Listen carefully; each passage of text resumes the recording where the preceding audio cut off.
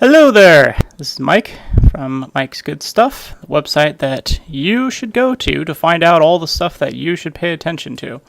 And today, one of those things that you should be paying attention to is the Windows 10 developer preview. On Wednesday, Microsoft unleashed their consumery preview event where they talked about a lot of the new features coming to Windows 10, specifically catered to regular people rather than business people and corporate people and that kind of thing.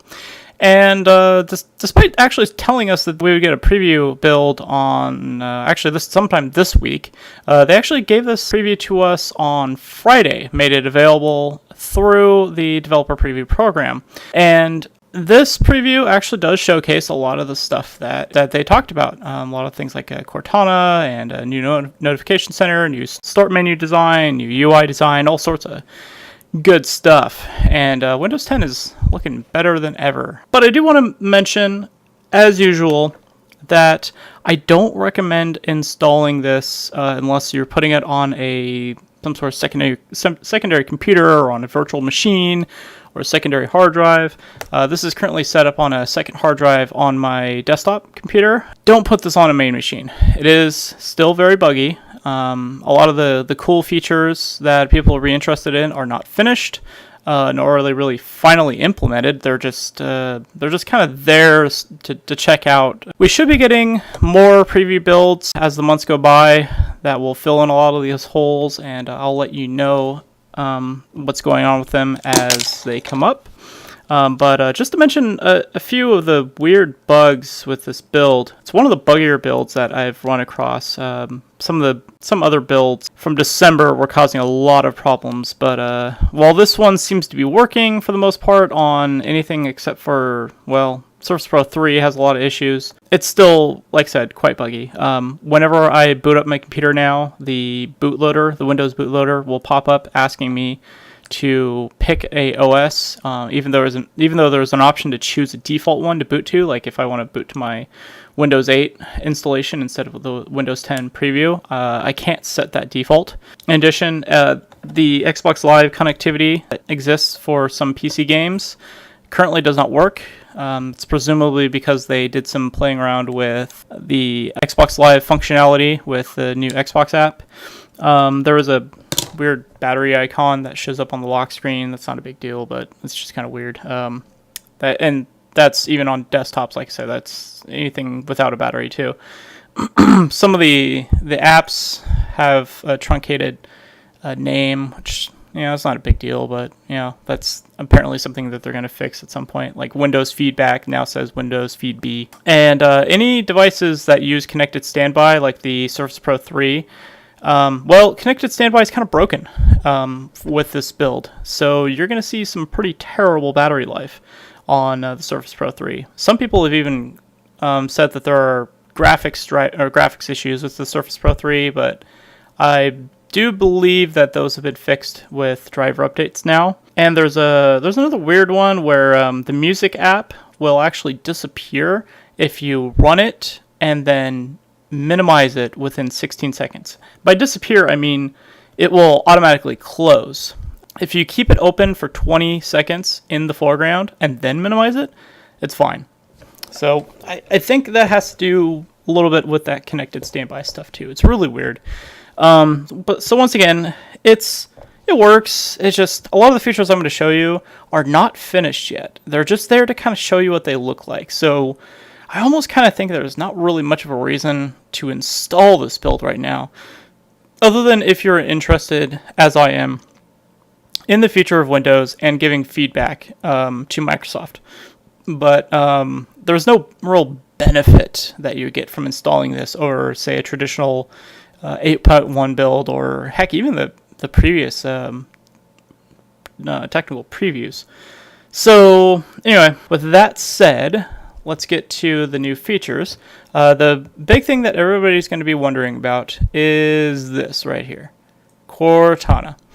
It has come to the desktop from Windows Phone. It's not entirely full functional at the moment, but it is there, and there's a lot of stuff that it does do. So first of all, when I set up Cortana here, it asked me to set up my Windows account.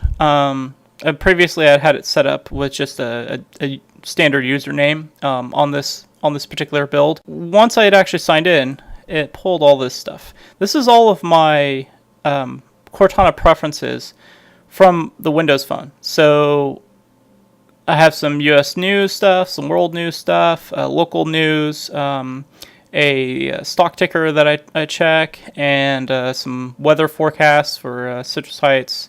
And she has my preference of places that I like to check out, and as far as food, and then some new ideas, stuff like that. So this is very similar to the standard Cortana homepage that I'm used to with Windows Phone.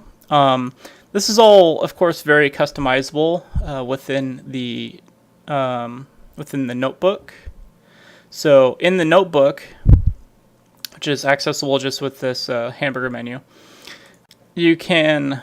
So this is what she's seeing here. This is all of my preferences as far as setup on the notebook. You can add new preferences: weather, travel, sports, news, music, food, finance, discover. Discover is kind of tell me about new stuff that's happening and events and whatever. Daily routine. She'll actually tell you about traffic updates and stuff like that. So that stuff is there, and it's actually working. So that's pretty cool. The voice work, or the voice control, also works pretty well for the most part. It needs to be tuned a bit, but one thing you can do with this that I can't do with my current Windows Phone, but you can do with some of the newer ones, is you can call her up with the phrase "hello" or "hey Cortana." So you have to be pretty clear and pretty forceful saying it, and you have to know what you're going to do after that. So just to demonstrate that, if we go, "Hey Cortana," and she listens for about a second, and then she just goes, "Hey there." So you have to be pretty quick with it. So why don't we just put in, "Hey Cortana, remind me to do something at 8:32. Yes. Great. I'll remind you. You can see it in the notebook anytime. So the reminders work for the most part at the moment. We'll see at 8:32 that she'll pop up a little reminder saying, "Do something." And you can also go into the notebook. They have a little section for reminders, and you see all the stuff in there. The unfortunate thing is, right now, you can't edit them or delete them or anything. So you see there's a lot of these reminders here that were from a few days ago when I was playing around with it, and they're still there. Normally you'd be able to delete them once they're gone at least, and you can't. So the reminders work, they're just a little buggy at the moment. There are some times when I was playing around with the reminders that Cortana actually did not want to set up the reminder, specifically if I type it. So if I say, oh, so by the way, there's your little toast notification, do something at 8:32. It actually stays there for quite a while. You can click it if you want, and it goes to Cortana, or you can just close it, as I'm going to do right now. So, but if you say, remind me to do something at 8:33. And so she didn't quite get any of those details. So you have to kind of type it in here.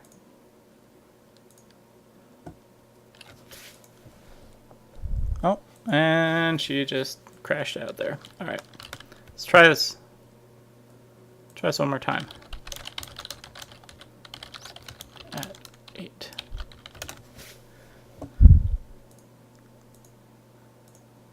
Okay, remember to do something. And oh, okay. So she changed it to tomorrow now, but So that worked, but a lot of times it doesn't actually work. So once again, it's there. I just showed you how it works, but it doesn't always work. So that's really all that Cortana can do at the moment, is set those reminders. In the future, she'll be able to, I suppose she can also do web searches as well. So for instance, hey Cortana, when is Windows 10 coming out? Oh, that's funny. She changed it automatically to 9. So she pulled up a Bing search there, which is fine. Hey Cortana, how are you doing? Excellent. Yeah, so there's a few things like that. Hey Cortana, who's going to win the Super Bowl? I think the Patriots will take the Lombardi Trophy home. Oh, sick burn against the home team. Okay, so there's a few. They threw in a lot of that stuff, a lot of the witticisms that are on Windows Phone, which is cool. So there's a fair amount you can just play around with, but functionality wise, Cortana should in the future be able to search for individual files, for things on your OneDrive. She does have access to your OneDrive if you have it set up with your account. The other exciting thing, the really exciting thing about Cortana is that she's extensible. What that means is that just like with the Windows Phone version, there will be an API dealing with Cortana in the future, probably announced at Build. And that API is going to allow app developers to build Cortana commands directly into their apps, so that when you go, hey Cortana, and she asks what you want to do, you can do something along the lines of, like Pandora play Coldplay or something like that, and she'll pull up a station for Coldplay, for example, if you have such musical tastes. And so, I mean, that's pretty exciting. I mean, on the surface, it doesn't sound that important, but consider a lot of things that people have been doing with Cortana on Windows Phone, where having to deal with home automation. A lot of people have written some apps that work with smart devices, like smart light bulbs, thermostats, stuff like that, where you can actually control the temperature of your house, or your your lights, or home security systems, stuff like that, with Cortana. The only downside to that is that when you're doing that with the phone, you still have to turn on the phone. You have to have it on you, unless you're lucky enough to have a 930, then you can just shout it. But if you put it on a desktop like this, then you can actually set up microphones in various rooms, and then you can pretty much use Cortana as like a Star Trek computer and just be like, hey Cortana, turn the temperature up in the house, or hey Cortana, turn off the bedroom lights or whatever, and she does stuff like that, which is pretty damn cool. The other thing that people brought up before is that you have full multitasking with Cortana as well. So say you're doing something here and let's see, we have a WordPad. I don't have a Microsoft Word on this build at the moment, but say you're typing something, blah blah blah blah blah blah blah, and you're like, oh, I forgot to write an email to Dan about something. You can just be like, hey Cortana, send an email to Dan. Sorry, I can't do this for you right now. Check back again after future updates. Like I said, not available yet, but it will be eventually. That she will integrate with Outlook for Windows 10 when that comes out, which will be the new mail app, and you'll be able to send an email off to somebody and narrate it entirely in Cortana, and she'll just do it for you. So you don't even have to miss out on what you were doing or figure out what you were where you last left off, all that kind of stuff. So that's that stuff is all pretty cool. That's the potential of Cortana. Like I said, it's not there yet, but it's going to get there. And I'm pretty excited about that. Go through the settings. These two settings are automatically turned off when you install the build. So this Hey Cortana thing, you have to actually go in and enable it. Same thing with detect tracking info and stuff like that. This is all based on Microsoft wanting to make sure that you don't think it's too creepy or whatever. It's not, it's a lot of the problem with Google Now is it just kind of does things without you really knowing about it. So they want to make sure that you have the option to turn it on and off. So that's pretty cool. Well, not to mention, a lot of people don't like the idea of having a microphone plugged into their computer all the time. It's always listening to them. That's fine. It's always an option just to turn it off. In addition, if you're like me and you don't like this big old text box here, I don't blame you. It's a lot of taskbar space that's being taken up by this stupid, bar that doesn't even need to be there anyway. You can change that.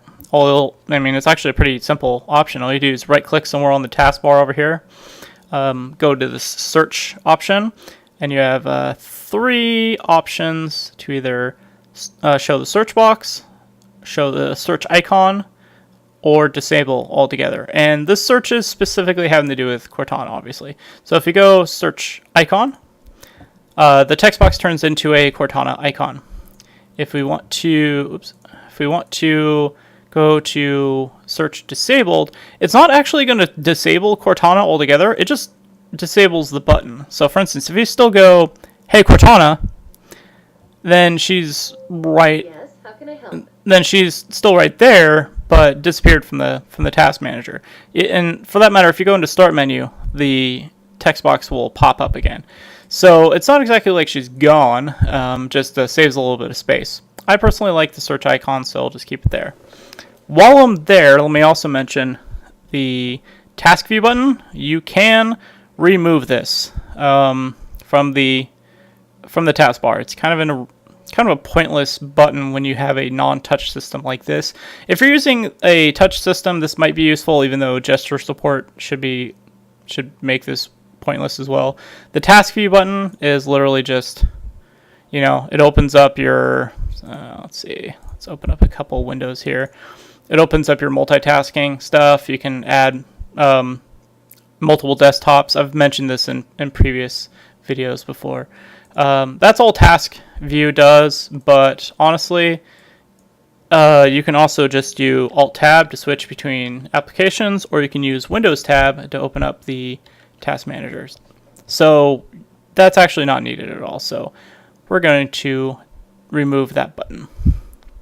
Okay. So that's Cortana.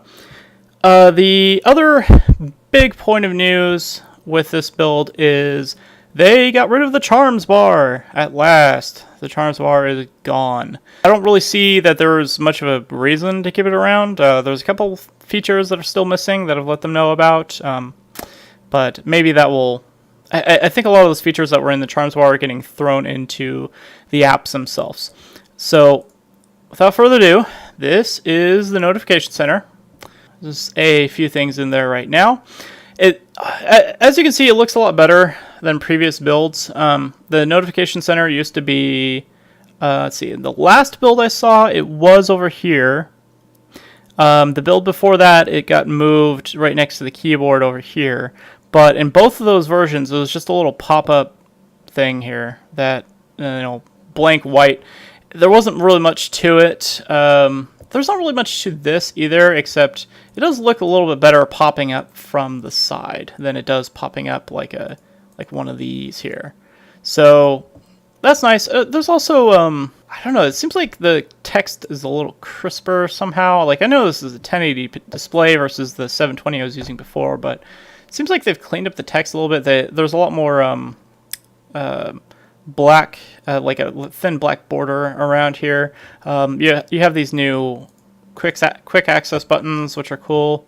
A little spoiler for future features I'm going to talk about. And you have all of your notifications up here.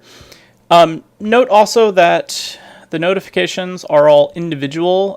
If I had, let's see, well, just to show you, Habit RPG Metro. This is a app I've been using lately on my phone that is now available on the desktop, the Universal App Store. If I were to, let's see, I just cleaned cooking tools. So by the way, this is a app that allows you to kind of gamify your day. Like it's a task list that you actually level up your character and lose health as you don't do things and get gold and all that kind of stuff. It's a really fun app that I've been playing around with called Habit RPG Metro. It's on every other mobile platform as well.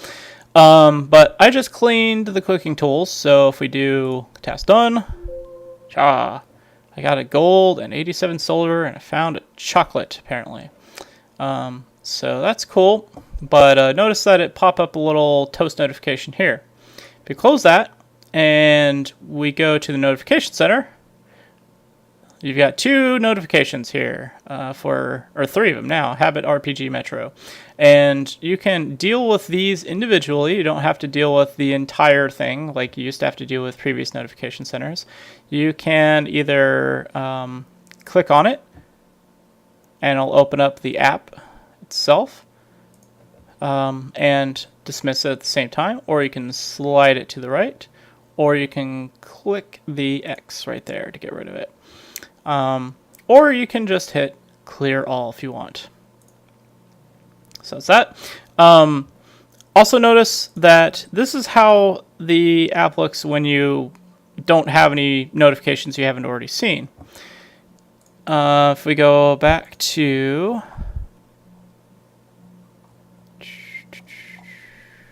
There it is. If we go back to here and say I did consume some plant objects earlier, so I get another gold and 2 silver. So notice how this fills in with white, and so that's basically there to tell you that there is a new notification. It's subtle, but considering how much it contrasts with the other buttons, I guess it works. So I can clear those.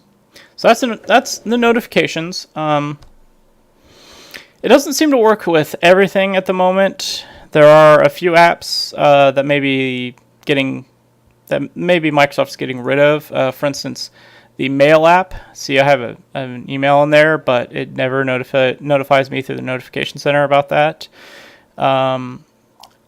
This Mail app is probably going to get replaced by an Outlook app, so that may be part of it. But like I said, this doesn't work with everything yet, but it does most things. So second of all, they've brought in some functionality from Windows Phone. These extra buttons on the bottom, they call them the quick access buttons. These are all the buttons that are available. You can customize the 4 that you want up top here. Then you can expand to see the rest of them. No idea if they're going to set up any more. There's a few ideas I have for other buttons that could possibly be there, but basically, if you want to change that in all settings, there's a new system display notifications search power thing here, notifications and actions, and this stuff is all pretty standard. This has been there for plenty of builds so far. This basically tells Windows what apps can send you notifications and which apps can't. You can turn things on or off. This is the part that's new here. Interesting. So you can choose which setting you want here. That's all just customizable. And so that's that. That's Notification Center. Not a lot going on there. Nothing too surprising. It's cool that it's there, and it's actually kind of surprising on my end that they're replacing the Charms bar with this, but I guess it works. Some of these apps kind of replace some of the functionality. Like for instance, a lot of the settings are here. Display, Wi-Fi. You can go to the settings through this page here. And you've also got Connect, which allows you to project stuff on your display to other things, perhaps network connectable stuff and whatever. So that kind of replaces the device options. A lot of the other stuff that used to be in the charms is now about an example. Let's go into a app of some sort. Let's see, Paint. Does this have it? No. I need to find a Metro app. Or a modern app, I guess I should say. So a lot of the stuff that used to be in that charms bar, which specifically dealt with modern apps, are now in these hamburger menus. This has been like this since other builds. But you have print, you have settings, you have share, search, app commands. Those were all the charms. They've now put in this hamburger menu. Not sure how exactly that's going to work for touch users. I think the charms bar was a little bit nicer to deal with in that case, but I don't know. They haven't really announced much about that, but it is nice for desktop users that are used to accessing all that stuff from the top anyway, from the file menu. So that's the notification center. You've seen it a couple times already. This is the new start menu, and no, I don't mean that it's a start menu versus start screen. They've had one for a while now on the previous builds of Windows 10, but this is actually a new design of start menu. For instance, these apps now scroll up and down. So if you expand this, resize it to large or whatever, it doesn't expand this outwards like it used to. It just makes everything else go down a little bit further. It's just another design decision versus what they did before.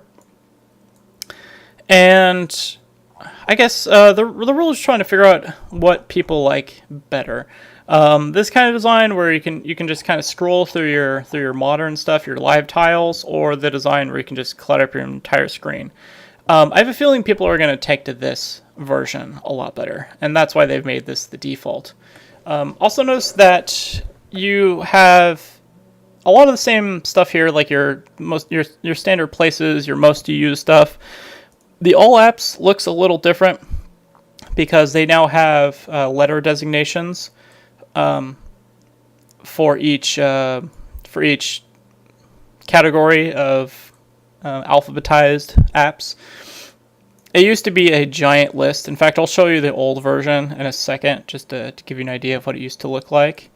But this is the new start screen. The way you can change the color of the start screen is by changing the color of the theme of the taskbar. So, for instance, if you go to personalize here, and I have this kind of weird grayish color going on there right now. If you change this to this terrible pink, that will also change the start menu as well. There is no way to change the start menu outside of the task view right now. Nor is there a way to make this translucent or transparent as it used to be. Where let's do that. Let's get it back to this normal color. Where you used to be able to see, at least with the start screen for Windows 8.1, you used to be able to see through this and see the background behind it. That is currently not possible. They say that they're bringing that at some point. They also have this new icon right next to the power options.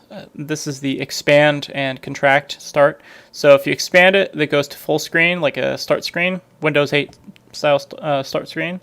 And then you can restore it down to start menu as well. And that will manually switch it back and forth. So that's nice. In order to do that before, you used to have to kind of play around with some of the settings. The taskbar settings, you used to have to either that or expand your stuff outwards to go as far as possible, your live tiles. So now you have that.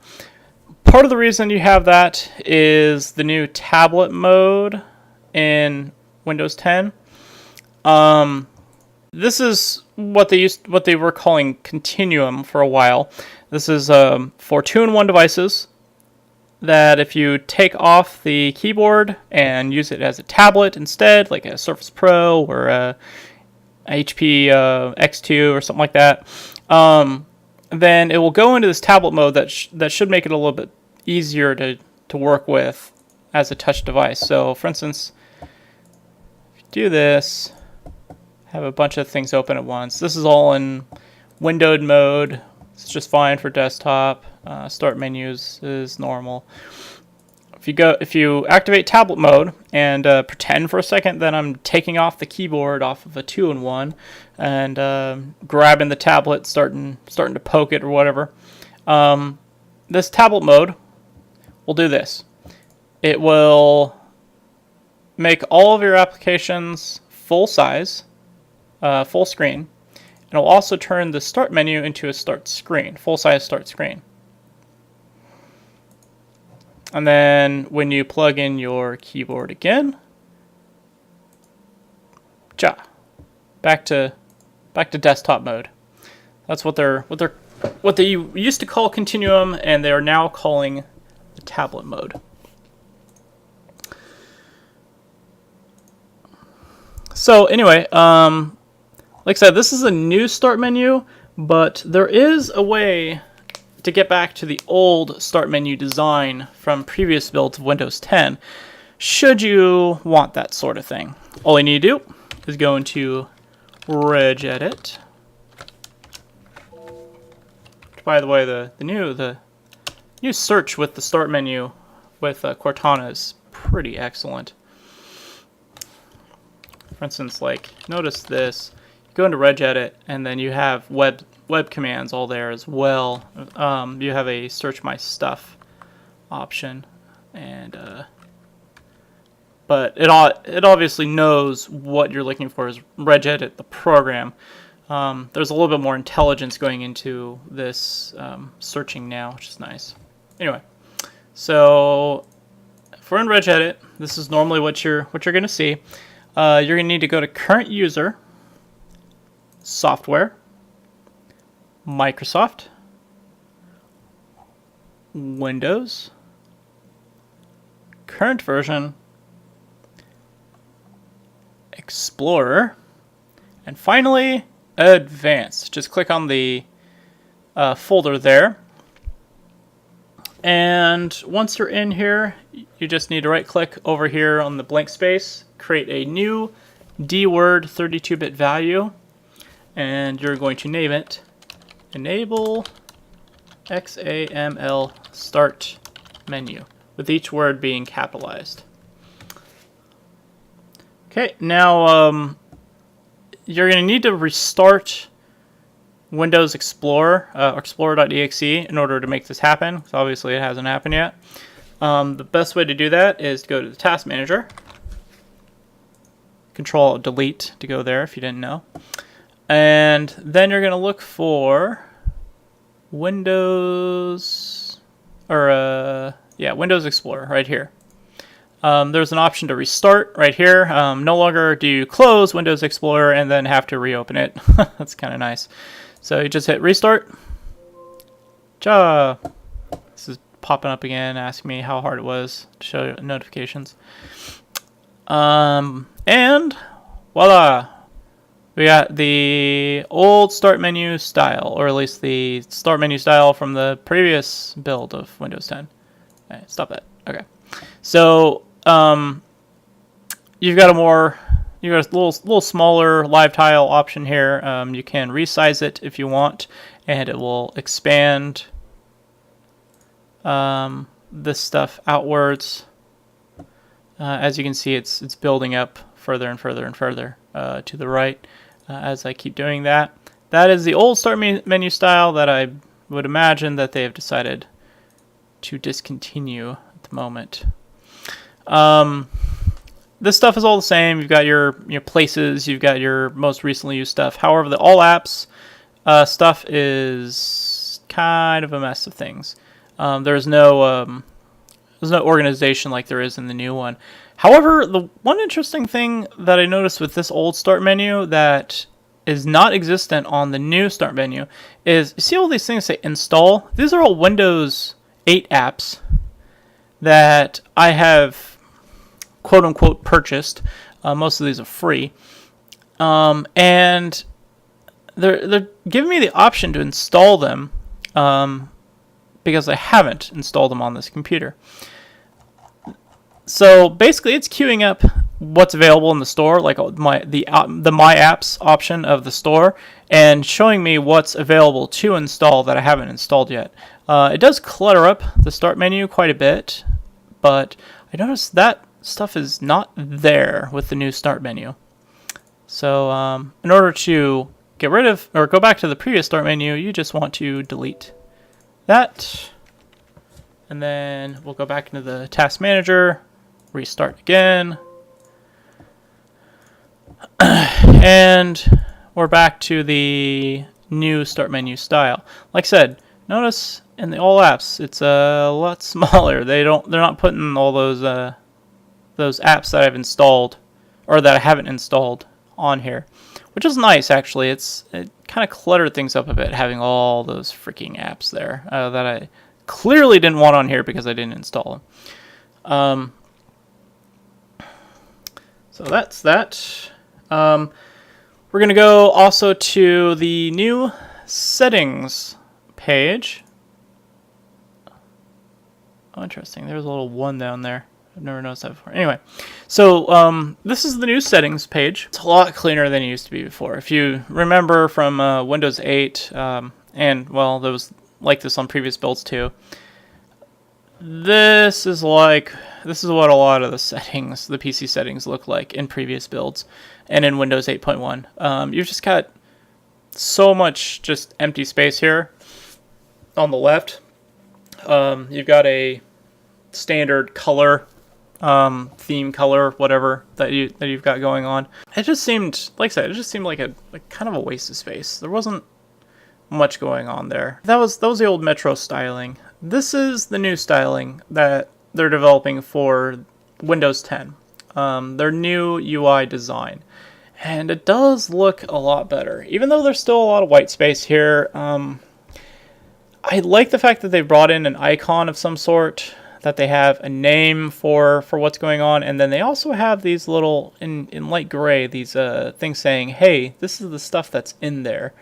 It gives you a lot of visual cues for what you're looking for. For instance, a Windows Update is here now. Windows Update was always one of those things that was kind of a pain in the butt to get to, because there was 2 different types of Windows Updates. There was the Control Panel Windows Update, and then there was the modern version of Windows Update. They only have one update now. One Windows Update. There is no Control Panel Windows 7 style Windows Update. You just have this one here. There is an update ready to install. So that will probably be a good indication of something I could show you. So anyway, so this is what Windows Update's going to look like. I do like the new design of it. The old Windows Update was, or at least the old modern version of Windows Update was kind of a pain in the butt because it didn't really give you didn't even have this progress bar or the percentage or anything like that. It didn't really have much of an indication of what it was doing. This Windows Update also seems to be a lot quicker. As you can see, it's like this process of preparing to install updates typically took forever. It took several minutes, even like a half hour. But I mean, look at that. It just downloaded, got it all ready, and done within like a minute. And this will also show you a new restart scheduling system that's available to you now. So you can restart now, or you can reschedule the restart for a more convenient time. This option is really interesting because it says that it will schedule a restart during a time you usually don't use your device. And so that means that Windows is pulling trends for when you normally don't use your device on a daily basis. So today, 10 p.m. today looks good because I'm normally not using this computer an hour from now. Or I can select a specific restart time. Either way, very nice that is an option now, that you can tell it to restart whenever you want. and you can get into fine granularity rather than I think one of the updates with the Windows 10 preview allows you to restart at 3 p.m. or 3 a.m. only. It's nice to have the granularity, being able to restart whenever you want or have the system think about when to restart next. So that's update and recovery. But notice also, so you have this new styling with all these icons. As you go into the different settings options, that UI kind of disappears. You get a UI that is similar to the previous Windows 8 Metro style UI. You know, this old thing. It's similar to that, but it's not quite as ugly. It might be the use of, or the lack of additional white space here. The fact that it's all white, you have a lot of borders. I don't know. Somehow it looks cleaner. It looks better. Maybe it's you have these headers up here. I don't know. There's something about it that just looks so much cleaner. So you lose these icons as you go in, and you go into these header-based ones, but it's still it looks excellent. Also notice you might have seen this, which is the Windows 10 for phone version of that settings UI, where everything's kind of on the edge here. It's built for taller displays. Well, if you take this and you scrunch it down, hey, look, you've got the same UI. Just showing you how much Windows 10 is being reused from device to device to device. It's all right there. So let's go through some of these settings just to show you what's in there. There's actually a lot in here, and I think based on what they've set up with these PC settings, there's not a whole lot of reason that a normal user would need to go into Control Panel anymore. Now, before you freak out, power users, they're not getting rid of Control Panel. I can almost guarantee you that they're not going to get rid of Control Panel because, one, that would be stupid. There's way too much stuff in there, and they're not going to shove all that crud in here. Two, they don't want to piss you guys off. It's power users, especially corporate people, IT people, they're not going to piss you off. However, what they're trying to do is build two different experiences for two different types of users. People that are more experienced in IT stuff and want to tweak and want to play around with things, the control panel is still here. You can still get into the fine granularity. Typical people, they like to see big buttons with visual cues, and they want to see this stuff. It's all right there in front of them. It's easy. It's accessible. It's good. They don't want to see this, or God forbid, something like this or that. This kind of thing freaks people out. Believe me. So. Anyway, so under the system settings, you've got standard stuff: display information, your notifications, Cortana and search settings are right here. Speech, storage sense.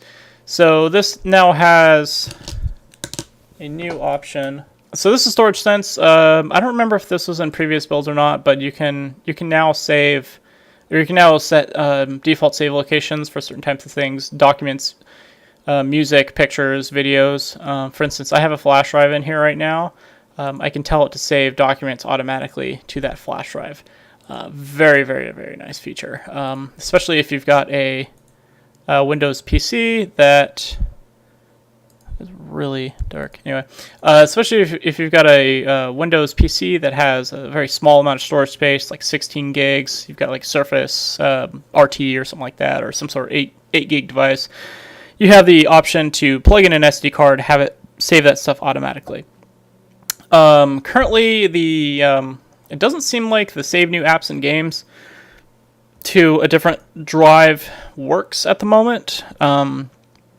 This is not allowing me to do it here. I've tried plugging in an NTFS drive, the bigger hard drives. It doesn't really seem to work, so that might be something that's coming in the future. But this part is very, very, very cool. So if you're downloading a lot of music, you can have it automatically download to these external storage options.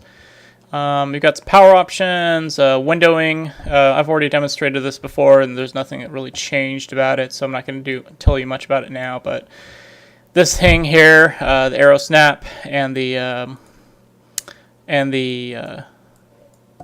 snap assist, that's all still there. And this allows you to enable it or disable it. Maps, this has some interesting stuff that I'll tell you about in a little bit. Default applications, you can always set your default applications there. Optional features, not much there. App sizes, this tells you how much your apps are taking up as far as size is considered. I have a feeling this is wildly inaccurate because these do take up more than 0 bytes. Sharing options, tablet mode, on or off. So that's pretty standard stuff there. Devices, same thing here. Connected devices, mouse and touchpad typing. Autoplay, on and off, is right there.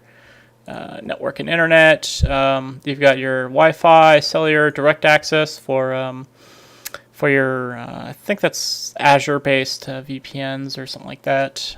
Dial-up, Ethernet proxy. Personalization's pretty bare at the moment. There should be more options up here. A lot of these are probably going to have to do with start menu customization and stuff like that. So there's not a lot here at the moment, but that will be coming in the future. Account information, time and language information, ease of access. This is all pretty standard stuff that's in here. They have, like I said, they have almost everything that anybody's going to need in one of these options. If you need something more specific, if you're wanting to get into the nitty-gritty of like network infrastructure and stuff like that, this find a settings option or a search bar actually does find things from control panel as well. For instance, if you look for network, you will actually see network and sharing center pop up, and that is a control panel option. In addition, notice as expected in previous builds of Windows, you have these gears which represent modern versions of settings, and then you have these things which are the old classic version stuff. Yes, review computer status. Also notice I was right. They did get rid of Action Center altogether. That stupid old thing that nobody used that told you security tips and whatever. And they just rolled everything in the notification center. I figured that was going to happen, and it looks like they did it with this build. So that's the new settings menu. I like it a lot. I will be using it quite often. I'll probably use it more than control panel because honestly, I've always thought the control panel is kind of annoying. I mean, yeah, there's a lot of granularity, a lot of stuff there, but oh my god, it's just a little too much. This has almost everything that I would use on a daily basis. Okay, so now let's go into a couple more things. So the Xbox app is here. There's not really much to say about it other than that. The only thing I really care about with the Xbox app is actually not even here yet, and that is in the future, this Xbox app will allow you to stream Xbox One games directly to your PC. So you could basically plug in an Xbox controller in your PC and play, Dragon Age on your computer, which I would actually personally use quite a bit. There has been some rumblings about going the other way around, that Microsoft is looking into that, being able to play PC games on your Xbox One or, stuff like that. Supposedly they're looking into that, but there's no indication of whether that's going to happen or not. There's also a game DVR option that's coming up soon, which will allow you to record game footage on your PC using the Windows G command. Not here yet, so I'm not even, other than just telling you about it briefly, I'm not even going to mention it because it's not even here. The only thing that this Xbox app does at the moment is it gives you information about your buddies' stuff, videos that they've shared from their Xbox One. It tells you whether they're online or not. For instance, a friend of mine is playing Walking Dead Season 2 at the moment. You can also chat with your friends as well, which is kind of cool. You can send a message, you can invite to a party, mute in chat, remove, report or block, all that kind of stuff. And you can see profile information as well. So, and then, you know, this has your information as well, as far as what games you've played, your achievements, all that kind of stuff, achievements that are available. So that stuff's cool. I don't really care about it that much, but it's there. This store icon will go to the old Windows Store, so a little bit to ignore there.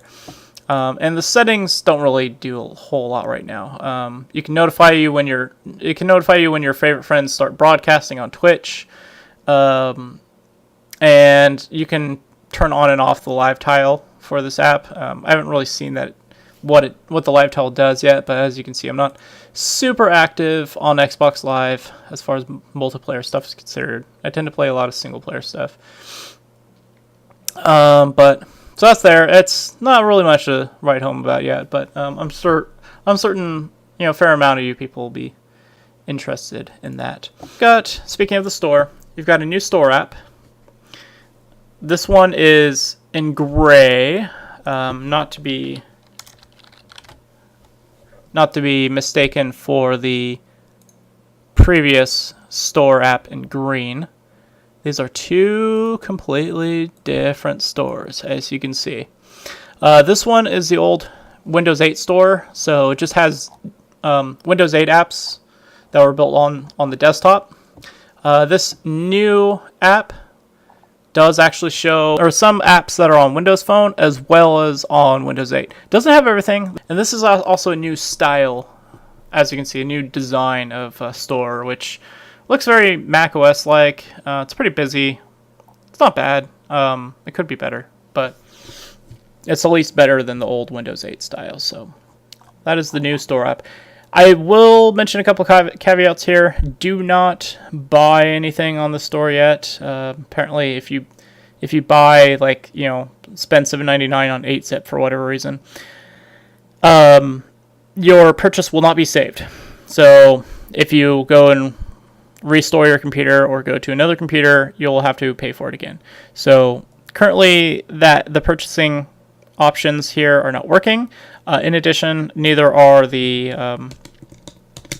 in-app purchases. So if you try to get an upgrade for Heroes of Order and Chaos, some gold, some gems, whatever, it's not going to work, unfortunately. So keep that in mind.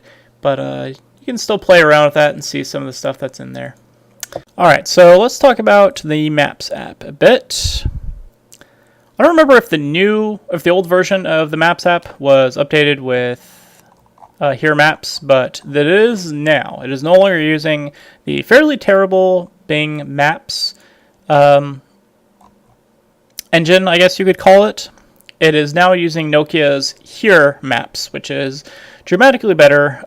Still not quite as good as Google Maps in the States, but pretty darn good. A lot better than Bing Maps anyway. So this is how it looks from the get-go. You've got a couple different, or they've got a couple new options in here. They've actually combined a lot of the features of the Nokia Here Maps applications on Windows Phone with some of the cool stuff that they've thrown into the Maps Preview app that is on Windows 8. So, for instance, in the Maps Preview app, they started adding in some traffic stuff, which this is currently not set up with location alerts, and I haven't really done much with updating it, so it's not really showing much as far as traffic, but also aerial view as well. So if we go into Utah here real quick, you can kind of see how it does. It's pretty quick, as you can see. It's not super high detail, but it's pretty darn quick, which is cool. You can also do this weird little thing here where you can kind of get an angled view. You can use the slider to move it up or down, depending on your preference. But like I said, it's actually really quick at rendering. It actually surprises the heck out of me. So that was on the maps preview part, and that's now been built into here. But there are some extra settings that can't come from here maps that are pretty cool as well. For instance, you now have offline maps. This is in this little settings thing here. If you open up the hamburger menu, it tells you all the stuff that's going on here. But you can now download or update, download maps. So for instance, I've downloaded California here. This is in the settings, the maps part that I skipped over a little while ago. I downloaded California because that's where I live. And you can also check for updates. Now, this is useful if you're on a device that doesn't always have an internet connection. And you want to find directions to something, but if you don't have an internet connection, then you're normally kind of screwed. But if you have these offline maps, like for California, then hey, you can get directions, you can get information about the area and all that kind of stuff. It's all right there. Maybe a little bit older, but you have the option to do it, which is always nice. It's not going to be as useful as it is for phones, obviously, but if you happen to have a laptop with you and maybe your phone doesn't have any service, or you've got an Android phone that doesn't do offline maps or whatever, you do have this option, which is pretty cool. If you go and search for, you also do have you have some of the here suggestions as well. So for instance, let's go to, who the heck searched Forever 21? I'm pretty sure I didn't do that. Anyway, let's look for Empire State Building here. And so that's it. Not really very glorious on this view, but whatever.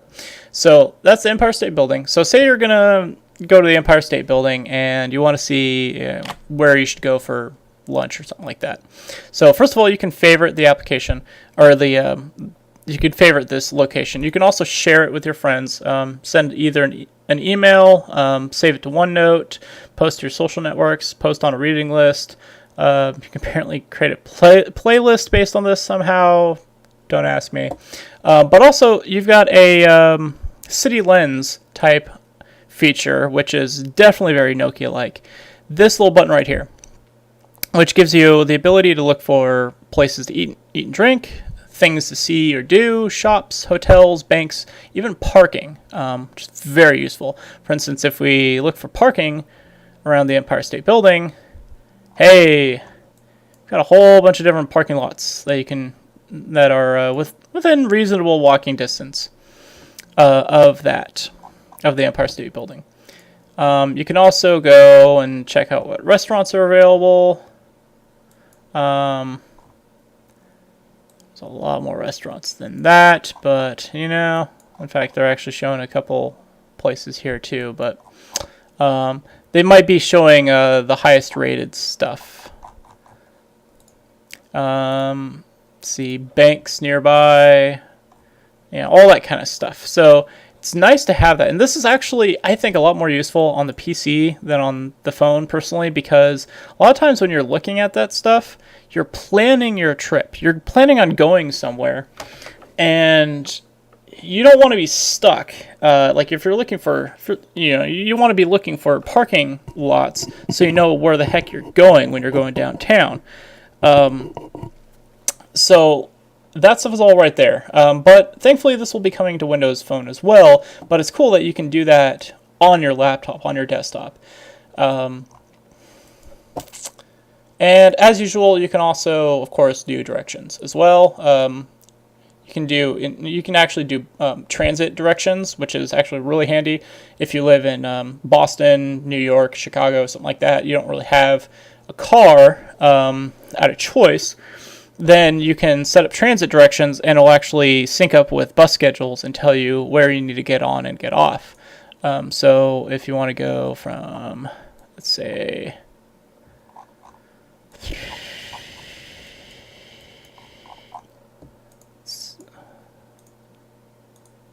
what is, so this place over here. So you want to go from PS 132 Consolia School, something like that, to Empire State Building. Just out of curiosity, let's see what it'll even do. Okay, so one of the coolest things in the world. This will basically tell you, hey, you're gonna get on to the you're gonna get on the M. Let's see, for 41 minutes, or from 9:28 to 10:09, or actually, I guess this is showing your options. So you can choose that one.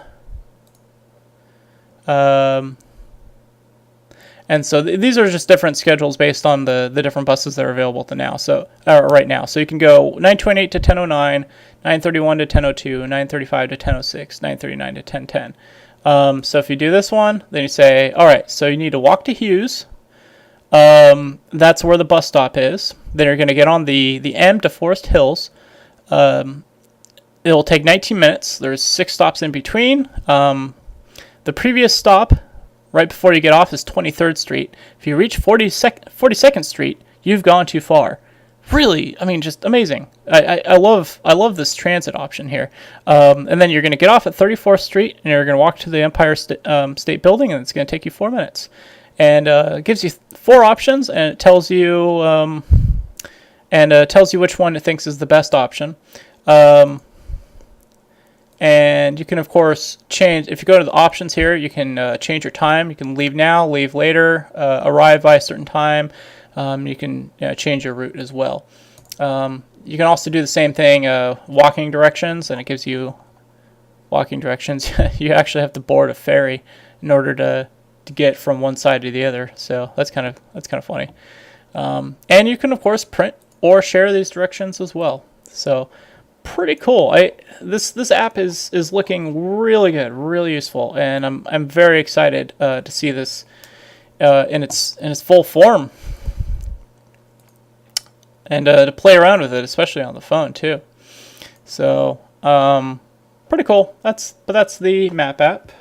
Got yet another new addition, the Photos app. This one's not fully completed yet. There is still some other stuff that they're going to add in here. I've got a bunch of Ralph McQuarrie pictures that I picked up a while ago in here.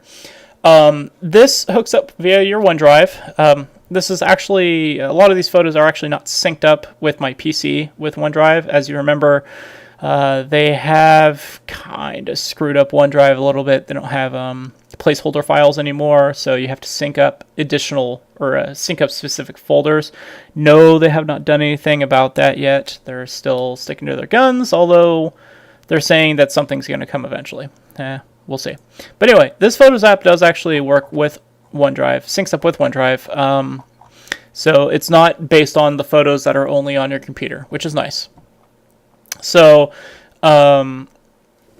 this is a lot better of an application than the Photos app previously was on Windows 8 and previous versions of this build.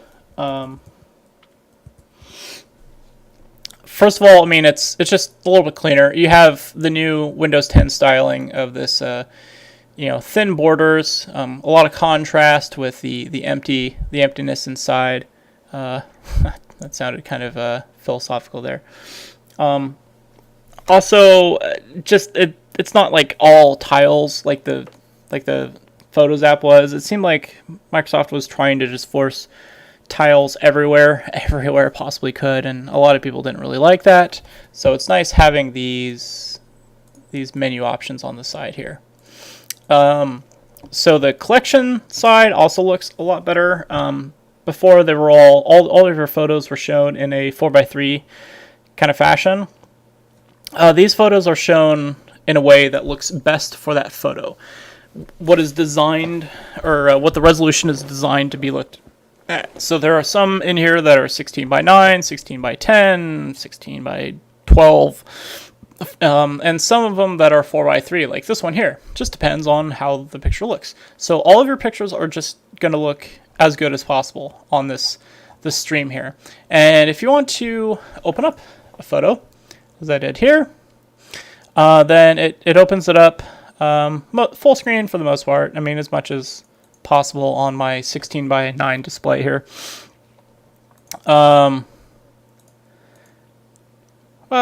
Terrifying. Okay. And so from here, if you click on the photo or anywhere in this little viewer thing, this thing pops up here. If you click the ellipses, it'll actually tell you what these icons mean. And it'll also give you a couple extra options for printing. You can set it as a lock screen, or you can check out the file information.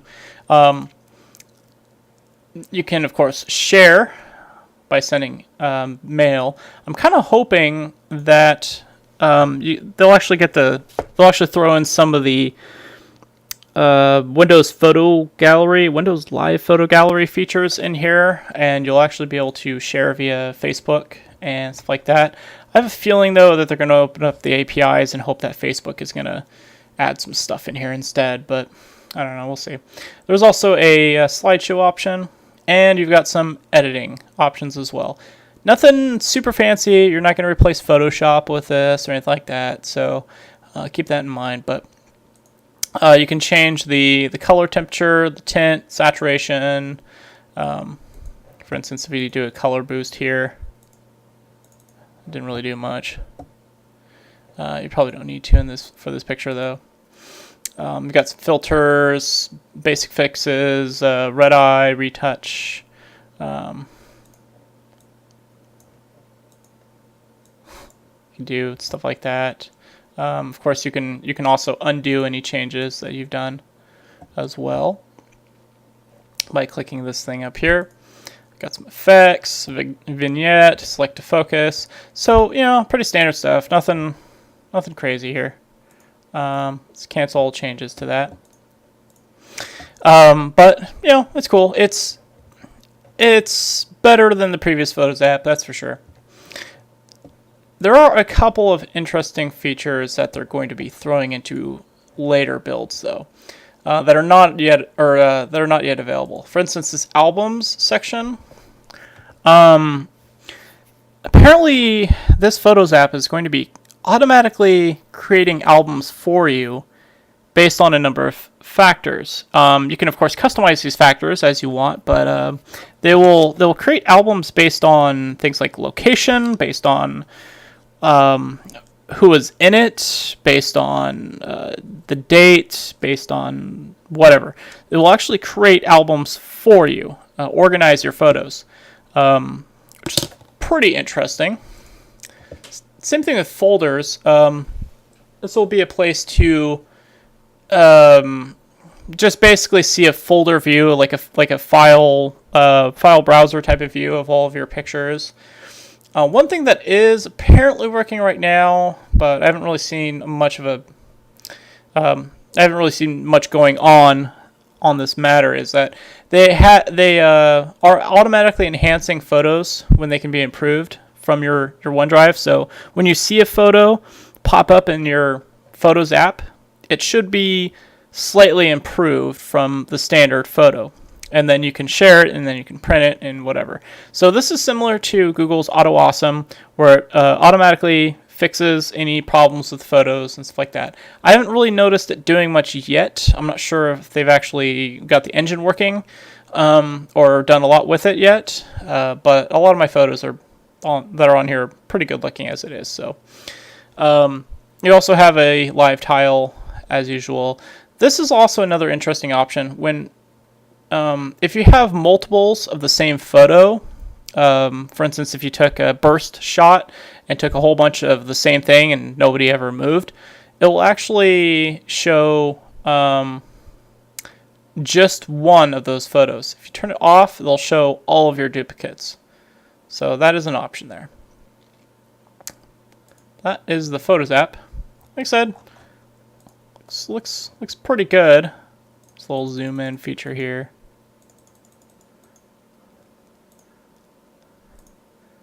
I do like the way this Photos app looks and how it functions. It's very quick, very nice. doesn't look as terrible as the previous Photos app did. So that is pretty nice. Okay, so another thing I want to point out is that they have changed the UI design quite a bit with Windows 10, and what we're seeing here is really the final design of the future of Windows. What is going to be replacing Metro, essentially. And that's the thing that I've been really curious about throughout this whole process. We've seen a couple different attempts at changing the UI for Windows, and it seemed to be something that they were struggling with a bit because, you know, Metro looks good on the phone, and there are certain parts of it that are nice, that are great for Windows 8, but a lot of elements of it that are really not, that are really lackluster. And they've been playing a lot with the design, and I think they made a lot of good decisions here. You've seen a lot of those good decisions, and I try to point them out throughout the different apps. The difference between the Photos app then and now is a big indication of that. They have this new design for their icons, which is very bold, very flat, but the colors themselves are really bold. So the way I see it, they're kind of kicking skeuomorphism in the butt. There's no more of these pale manila folders that look like a folder in real life. Like, this is a folder, like, this is the color of a folder you'll probably never see in real life. Like, this is really bold colors. Same thing with this desktop thing. Like, it's just really, really, really blue. Let's see. The OneDrive logo is pretty standard. This PC, like, I don't even know what that icon is. That is really weird. This videos icon, it's just everything is really, it's flat and it's bold. Like, you see what it is, but they're making you pay attention to this stuff. It really draws your attention. I'm not 100% on board with it, but I do think it's better. I think it's an improvement from previous UI designs, but it does seem really just in your face with the color design. Just pops everywhere, which, you know, all right. I mean, I can get on board with that. It's not bad. The buttons on the top here, really big buttons, and a lot of white space, but very thin lines. It pops, but it's minimal at the same time. Like, it's in your face, but it's minimal. That's just kind of the design that they're throwing in with Windows 10. It's really, really interesting. Same thing here, like, just thin lines, super thin, lots of white space, but it's there, but it's kind of there to punch you in the face at the same time with just minimalness. Really interesting. I'm okay with it. So there are a few other things to check out, a few minor things that I just wanted to show you that might not have been ready for prime time, but are there in the settings. So, for instance, it seems like they're designing a new version of this, the slide out clock and calendar. So obviously you have a clock here, you have a calendar. This has been fairly unchanged since, heck, Vista even, I think, as far as I'm concerned. But I know Windows 7 has the same clock design. But you can enable a new one. I'm not sure if they're going to replace it, or replace this one with it, or if it'll just be a secondary side option. But anyway, let me show you what it looks like. So to enable it, all you have to do is go into regedit, as we did before. Let's just minimize everything real quick. Then you go to HKey local machine, software, Microsoft. Let's go down to Windows, current version, and finally immersive shell right here. So just click on this thing here, and if you add a new D word 32-bit value, and then just name it use Win32 tray clock experience with all the words caps, no spaces. Oddly enough, you do not need to restart Windows Explorer to make this happen. You just add that, minimize it, ta-da! New style. You've got a digital readout clock here, and you've got a bigger calendar, which I find the bigger calendar nice. It's a little bit, you don't need the analog clock for stupid clock. Nobody reads analog clocks anymore. It's all digital. But I like having the bigger calendar here so you can see clearly what's going on. You can also click on individual days, and presumably this will feature in with a calendar app or an Outlook app later on. Maybe you'll be able to double click on this and open up the day in your calendar or something, but currently it doesn't really do anything. If you go to a different month and you click on the day, it'll bring you right back to the month, which is cool. There's also this additional clocks option, which currently doesn't do anything. You can see I was playing with it earlier. Let's see. Let's delete some of these other ones here. So that additional clocks opens up the alarms app, which opens up this world clock option. It's an alarm, I guess. Timer, stopwatch. But anyway, if you add in other clocks here,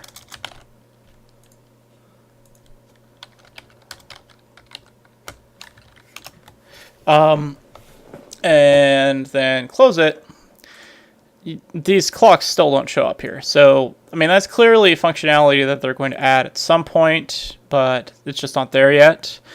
I like this new design of the calendar, of the flyout calendar. It's kind of cool.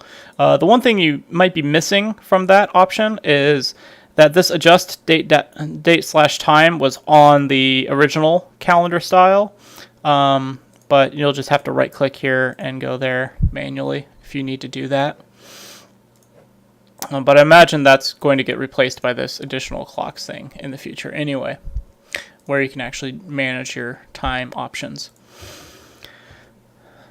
So you can also change the way the Windows Explorer opens up. You may have noticed as I've been opening these up that this is opening up to a new quick access page, which will show you the folders you frequently open up the most, and they'll show you the files that you've recently opened up the most as well. If you don't like that style, you'd rather see this, the traditional My PC style, you can change that fairly easily. All you have to do is go to View, Options, Change Folder and Search Options, and then this top option here, Open File Browser to Quick Access, just change that to this PC. Okay, and then from there, ta-da, much better. That Quick Access option is, I don't need to see all the stuff that I'm opening up all the time. It's just, I'm looking for this. So it depends on the person, but you can change that easily either way. So finally, I'm going to talk about there's one cool little option that you can play around with in here in the Internet Explorer. Unfortunately, we do not have the Spartan browser in this build. As much as I would love to play around with that browser, I am infinitely fascinated by that browser. I want to get hands-on time with it. If you don't know what Spartan is, Spartan is a new browser that will be built side by side with Windows or Internet Explorer. Sorry. So it will be replacing that full-screen Metro browser that used to be in Windows 8. But it will not be a full-screen thing. It will be similar to this. But anyway, that browser is going to have a new version of Microsoft's Triton web rendering engine, which supposedly gets rid of all the old cruft that was only there for legacy compatibility with IE6, and it is completely based on new web standards and should be a hell of a lot faster than Internet Explorer is at the moment. In fact, a lot of the early tests, web rendering tests of IE or of a Spartan web browsing engine shows that it smokes Chrome and Firefox and stuff like that. It is really, really, really quick web rendering engine. But also, they've baked Cortana into the Spartan browser, so that as you're browsing around things, you can queue up Cortana to give you some more information about certain things. You can right-click on objects to give you more information about them, all that kind of stuff. So it's a really exciting browser. I don't want to wax lyrical about it right now because I haven't really been able to play with it, but it looks really, really good. But you can check out the new rendering engine, even though you don't have the Spartan browser. All you need to do is open up IE11 and go to About: Flags. Enter. And this brings up this experimental features option here. There's a lot of stuff you can play around with. For instance, this is showing a user agent string. You can change things there. You can actually set the user agent string to a different string. I haven't really played around with that all that much, so I don't really want to. And then you can change scrolling options, stuff like that. But the one thing that we're interested in here is enable experimental web platform features. If you click enabled on here and apply changes, this will enable the new Trident web rendering engine. So that means gets rid of all the cruft and makes internet exploring a lot quicker, apparently. So not really much different here. Not really much to say about it. I mean, it is actually quicker. I've done some tests on it. It does seem to be a little bit quicker than IE11 used to be before enabling those features. So it's kind of cool, pretty exciting. But that's how you get to play with that. So anyway,